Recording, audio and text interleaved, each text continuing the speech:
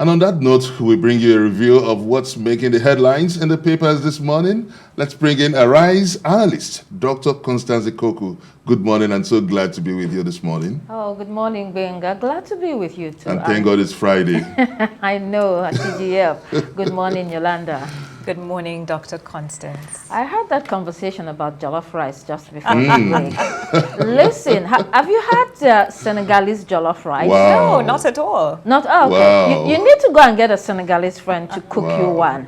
That's fantastic. very Dr. unpatriotic. Constance, That's you're very setting me on a unpatriotic. mouth-watering tone this Friday. I think I need to get a jollof rice this morning. Listen, you know, Senegalese jollof is Wow. delicious. Wow. You need to go and get a friend to cook you one. I've had it several times. It's a little bit different, you know. We tend to be, you know, a bit arrogant in Nigeria. There are other cuisines from other countries, And okay? you know, that also reminds me about Ghana High rice. Have you Yes. tasted that too? No, I haven't. Okay. Ghana High Commission The in battle Lagos. of the rice. Okay. The battle of the rices.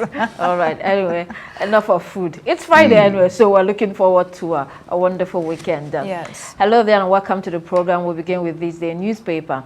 In This Day this morning, U.S. weighs military options as Tinubu restates resolve to defeat terrorism. GHL, AMCON in gross violation of court orders. And FG moves to unveil next phase of reforms to accelerate $1 trillion economic target.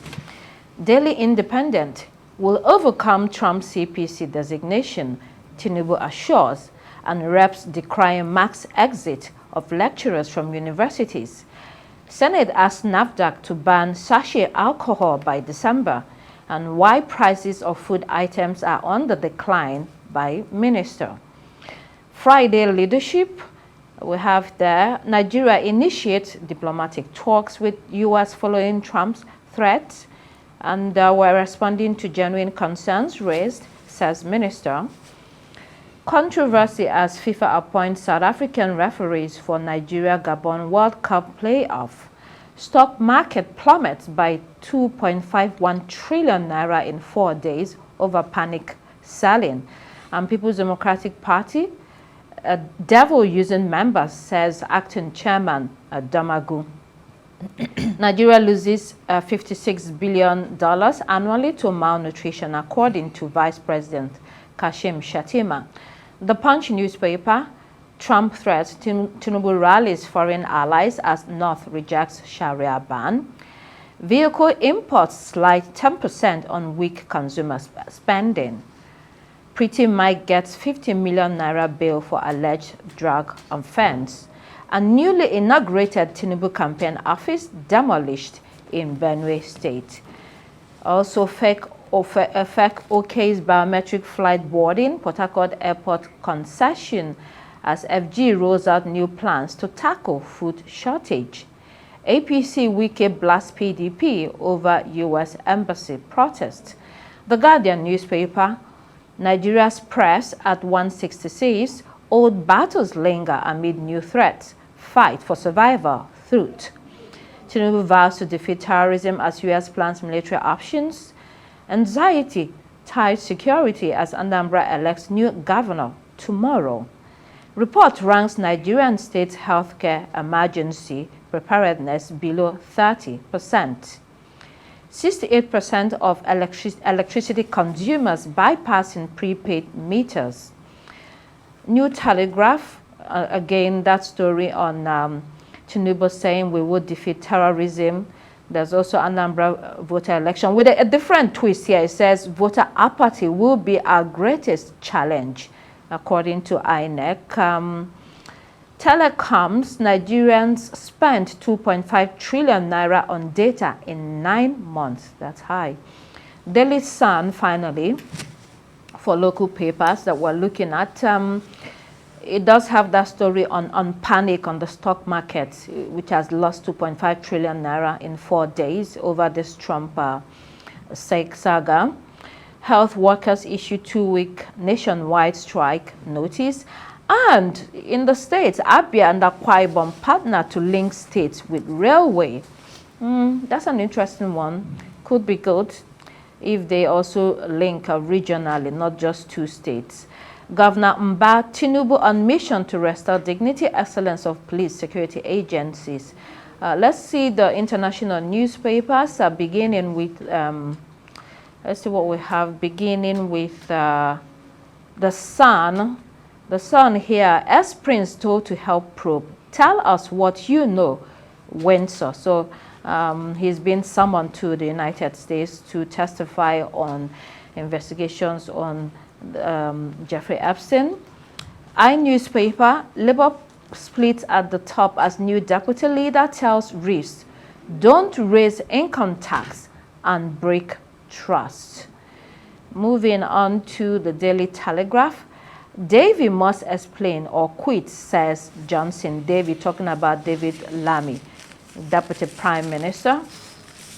And Daily Mail, what double standards? BBC newsreader broke rules by pulling a face because her script said pregnant people. But bosses seem to care that Panorama doctor, or don't seem to care that Panorama doctor, Dr. Trump's speech. The Times newspaper finally, income tax will go up, Reeves tells Watchdog.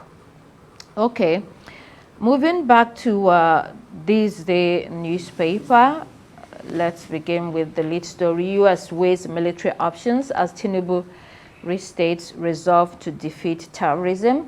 The president spoke yesterday at the Federal Executive Council meeting, which hadn't been held for a couple of months now.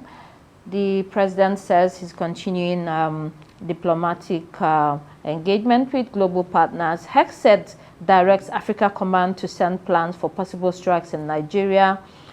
New U.S. Congress resolution 6 visa ban for Miyetti Allah. There's also more in New Telegraph. There's a couple of options that the U.S. is looking at. We also had that special report from our correspondent, Ferdinand Duroha. So a couple of options that the U.S. is looking at, according to report, is that is looking at three options. There's the heavy, there's the medium, and light. The heavy option involves deploying an aircraft carrier strike group to the Gulf of Guinea. The medium option is deploying drones to carry out targeted strikes on insurgent camps and convoys and vehicles within the northern region where the insurgency is going on. This will be precise and timely. And then the light option relates to sharing of intelligence, logistical support, and joint operations with Nigeria, or with Nigerian forces to counter Boko Haram and other Islamic groups accused of mass killings and abductions. A lot going on. Apparently, one of the three options will occur depending on how that diplomatic engagement with the U.S. goes. And then you really want to see that the goals are clear on the Nigerian side, and this is tailored to prevent escalation, Benga. Well, it's rather unfortunate that we are trapped in this narrative. Yes. First and foremost, my mind still goes back to 2014 and the abduction of the Chibok girls. Some of them, many of them had their childhood and innocence whisked away in one fell swoop, an attack overnight. And we've carried on as if that is the way life is meant to be. These people have now moved from children to mothers or plunged into early motherhood. And I wonder the kind of reality, the change of reality, the kind of ambition that they have dashed, their hopes dashed and everything. So now the U.S. military is considering this option, and I foresee some challenge, either launching a military base in the Gulf of Guinea or sharing intelligence or launching a precision strike. They will still need to work with the Nigerian government because one, we are fighting an asymmetric warfare, and also the fact that they will have to deal with the issue of proximity will be a major challenge. So I see, if they are bent on doing this, I see a success through much collaboration between the government of Nigeria and the government of U.S. To achieve this success, because over years it's obvious that the Nigerian government cannot do it alone. So the sharing of intelligence is welcome, but we should know that these terrorists live among civilians. So they should factor in all that and see how they could do a sustainable and tangible strategic intelligence sharing with the Nigerian government. It's rather unfortunate that we have found ourselves in this situation, but solution needs to be found, and we cannot settle. We cannot take life on that terms of continuous mass killings. It has to be. It has to stop. And I think we need to find a way forward. The federal government, we've seen them showing some sense of more sense of responsibility and urgency. Having a first fake meeting in 3 months doesn't show that this kind of issues are very, very germane. So we welcome that sense of urgency that is coming from the Nigerian government too, and we shouldn't shy away. But the only thing now is that we need to put away that narrative of what's the underlying interest of U.S. because this situation needs to be nipped in the bud.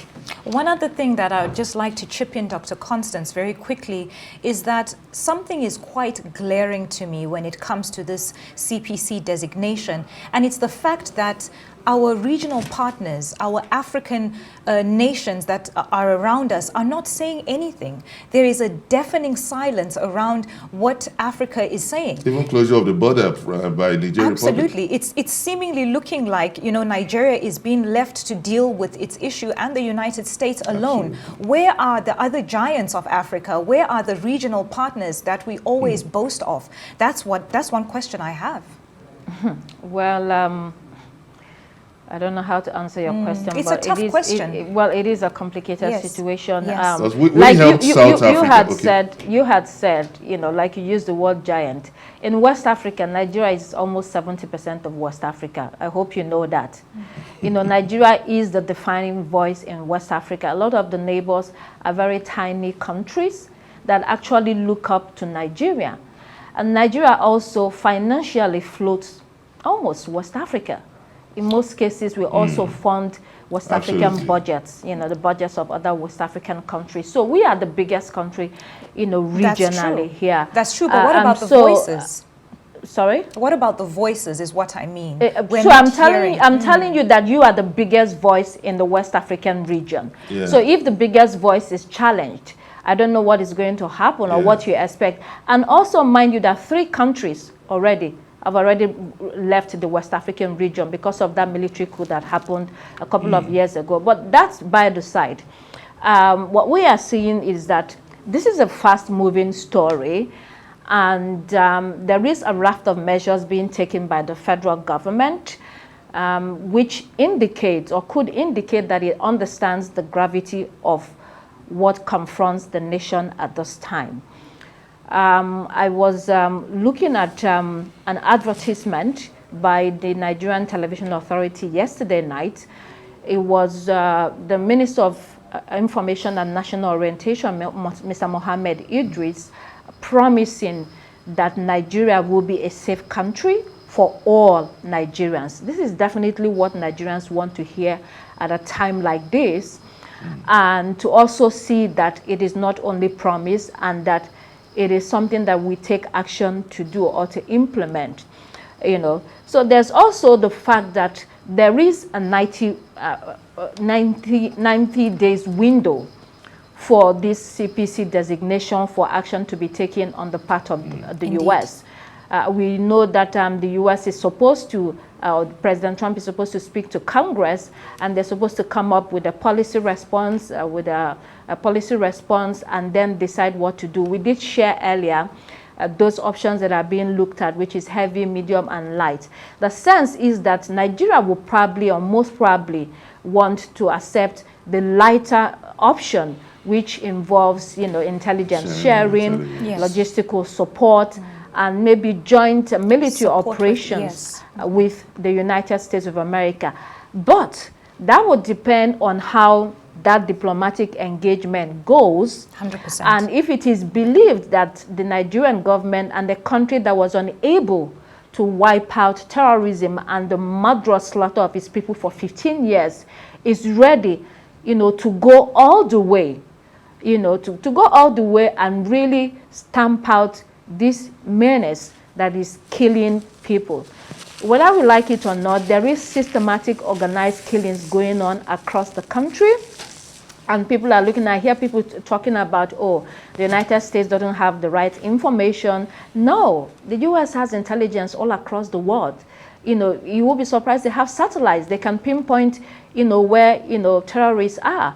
We know that a lot of our forests are occupied by these terrorists, both local and international foreign terrorists.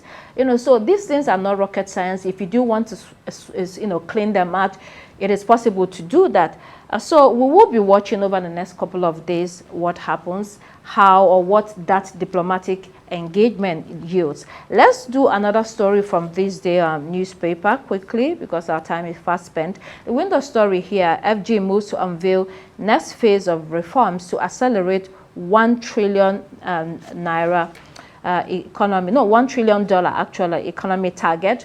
We've heard about this target over the last couple of months by the Tinubu government specifically, and that's one of the reasons why it also gave the NMPC the marching order to make sure that oil theft is stopped and that we're able to recover those monies that we're losing, you know, through oil theft. This report also tells us that Nigeria assumes chair of G24 and lists 5 priority areas. And the Minister of Finance, Edu, nation's chairmanship to prioritize reforming global financial architecture and others. That's also a very big point for not only Nigeria, countries in the BRICS and countries in the global south, reforming the global, not only global financial architectures, but also political architectures, whether you're talking about the United Nations. On the economic side, you're talking about the International Monetary Fund, the World Bank, and a host of others. So whether they will be able to achieve that is yet to be seen. However, you know, there is consensus that all these things need to be reformed in the interest of a growing global south. Yolanda, any quick thought on that before we go to the next story? Unfortunately, I don't have the full report on that, so it's I don't want to give any information that is not accurate, especially when it comes to issues of you know, numbers, when it comes to the economy and when it comes to, you know, these type of figures. But the figures that I do have are the ones from the report concerning the stocks which have lost in the past couple of days. Yeah, so we're going next to that story. So let me set the framework and then you can come back to that. So let's move to Daily Sun newspaper. The market panic deepens as stocks lose 2.5 trillion naira in 4 days. Investors are jittery over Trump's invasion threat. Also, total market capitalization slipped to 95.3 trillion naira, down from 97.8 trillion from Monday. So essentially, stock market traders and investors are rattled over this CPC designation. So concerns have heightened, and this is not looking good at all, Yolanda. Definitely, there's a definite correlation between the CPC designation and the loss of stock value. And I think we see this in many parts of the world as well, when countries have an economic shakeup or topics of terrorism or insecurity in a nation. It's something that is expected to reflect in the stock market as well. You know, political uncertainty, especially in this part of the world, can cause investors to become risk averse and want to pull back on their, you know, on their stocks, on their monies, on their investments in order to protect them. For sure, this recent threat from the US can reduce market confidence in people, and everyone will want to play on the safe side when it comes to their money. Well, I mean, what we're seeing is a little bit of reversal of the gains that we have made over the past 2 years due to the reforms that have been carried out by the government. There was a momentum. Remember that before President Tinubu took office, the stock market, you know, financially was down. But because of those reforms, we were seeing a reversal on the upward trajectory and, you know, an upward review of things. Now we're being hit again because of this CPC designation. Absolutely. And that is why people are saying, people that say that these things don't matter, they matter. They matter. Yeah. Optics matter. All these things, politics affects economy, and this is what we are seeing right here. The implications are dire for a country, for our country. There could be a possible downgrade for Nigeria, and this is not what we want in the middle of an economy that is facing so much, and we're trying to recover. So again, the government has to put its best foot forward, and we'll see how this plays out. Moving on to leadership newspaper, let's look at Anambra Post. It's taking place tomorrow. Anambra Post, 55,000 security personnel deployed. INEC distributes sensitive materials. In other reports, INEC was said to have noted that there will be voter apathy, and that will be the biggest challenge for this Anambra Post. So, Benga, all eyes on Anambra elections. Yeah, in less than 24 hours, all road leads to the to Anambra State, where the battle for the top seat of Awka government house will be taking place. Elections will be taking place in 21 local governments in Anambra. And when there are concerns about low voter apathy, it's because of the precedents. We are talking about the origin of the off-cycle election in Nigeria. Remember the appeal court judgment of 2006 that saw Peter Obi taking over from Chris Ngige. And now, just the last election in 2021, we saw what happened at Ihiala, where there were cancellation of results due to irregularities, insecurities, and violence, and that also called for a supplementary election. So when we saw the total number of registered voters, which in 2021 that was about 2.4 million, and the total number of voter turnout was about 253,000. So you would see that it's a low voter turnout. But when we look at also the fact that 7 flashpoints have been identified here again, Agota, which is the hometown or the home base of the incumbents, we have 15 governors that will be running against. So when we look at all this, it presents a very interesting sentiment and a very very peculiar landscape and polity to watch out for. Okay, let's see what we can take on the international headlines. We have there in the Americas, in Mexico, where the president, Claudia Sheinbaum, is going to push for, she was groped by a man in public, and so she's going to press charges, actually. And then newspaper, Labour split at the top as new deputy leader tells don't raise income tax and break trust. And finally, the Sun newspaper tells us what you know. Windsor, that's Andrew Mountbatten Windsor, summoned by the U.S. Congress over links with Jeffrey Epstein. Yolanda, like 20 seconds, because we have to go. So for the president of Mexico, Claudia Sheinbaum, it's a very unfortunate report that we had to carry. I think the visuals there on the screen show this man literally harassing this woman and groping her. But my question is, where was her security detail when all of this was happening? This is the president of a country. Literally, someone came up to her before he even groped her. He was literally breathing down her neck. Why didn't they rush in and swoop in, to help her in that moment? That's my question.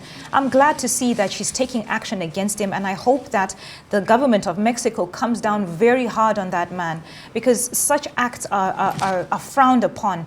We have so many issues where people speak of sexual harassment as an abstract thing, but now it's right in front of us. It's on our screens. It's the head of state. It's a very disgusting thing to witness. To speak about what's happening with no longer Prince Andrew, Andrew Mountbatten. It's a very sad situation, but it's good that he is being brought to book. He's being made to be accountable. Yes, you are a royal, but you must answer questions. There's no way you will be associated with a well-known pedophile such as Jeffrey Epstein and you would go scot-free. You must be held accountable to the law. All right, those are your headlines for today.